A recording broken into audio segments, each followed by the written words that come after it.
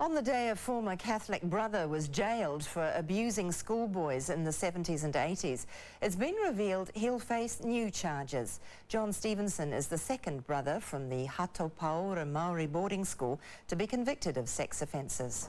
John Louis Stevenson, or brother Bernard, about to begin a 3.5-year sentence for abusing boys at Hato Paora College. You took advantage of the vulnerability of these boys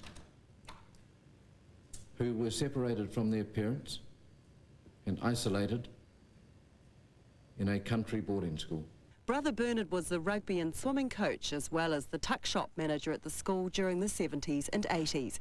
I said to the police that if I went through the church, he'll get more support than I would. Police are delighted for the 4 brave victims that have come forward in this case, that there's an early resolution and closure for them, but we are still investigating other complaints in relation to other victims. The Marist order also paid another victim $20,000 and never informed police, but now says it's shocked. I'm just amazed you say you're shocked when we know that Brother Bernard was in counselling for sexual abuse for 5.5 years.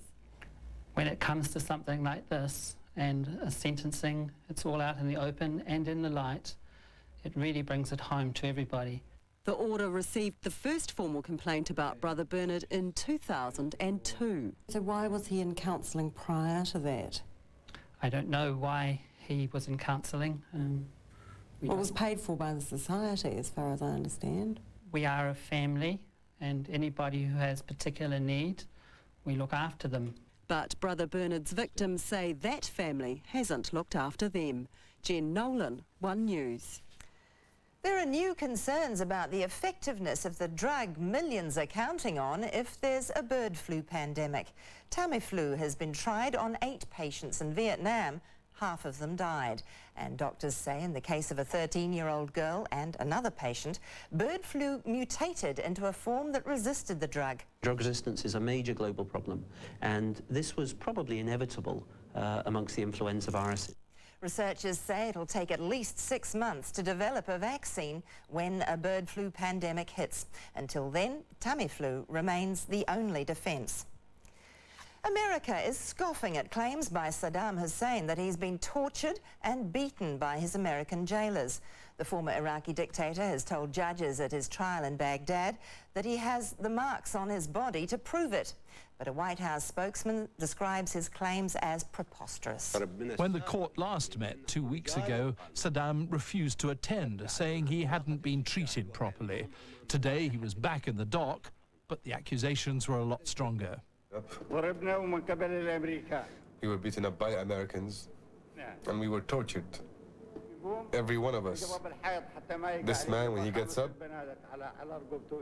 he has to hold the railing because he was beaten up on his back badly. Then he grew fiercer. Yes, I have been beaten everywhere on my body, he says. And he goes on, I'm not complaining about the Americans because I can poke their eyes out with my own hands.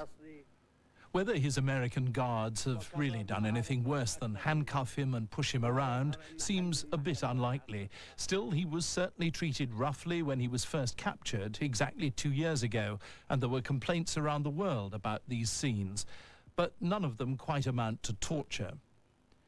This trial is all about the torture, brutality and murder that was committed against the inhabitants of the town of Dujail back in 1982.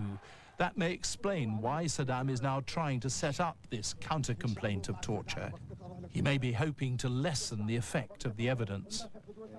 Today, people in Dujail itself are watching the proceedings avidly. They've got no problem with the way he's being treated.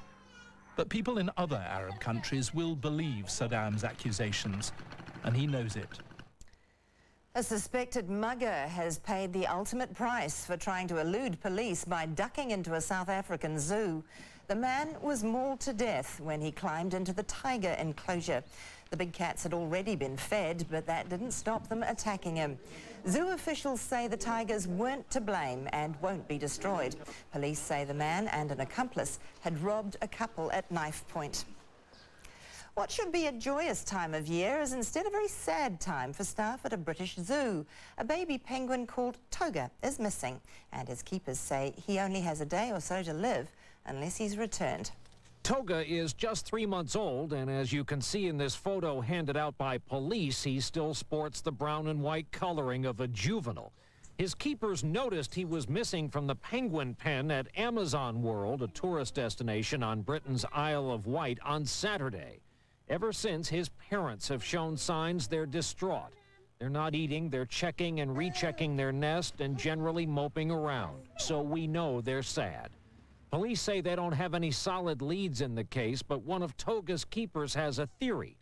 The hit movie March of the Penguins, which is just out in England, might have given someone an idea for a unique Christmas present. I think this has been stolen not for money. I think this has been stolen because someone's seen this cuddly little baby animal that looks lovely, and someone thought this is going to be great for my girlfriend.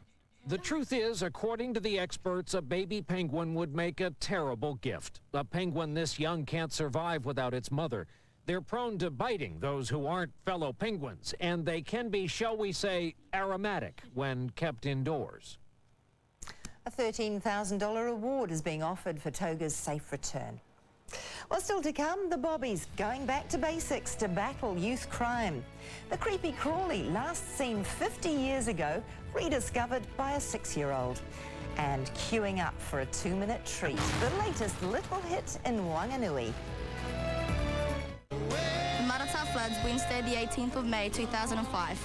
But even though Maratā was devastated, it still feels like the same, like home. The moving account of a small New Zealand town, their story, their hopes. Dave Dobbin performs for one night in Maratā, a TV1 special, Friday.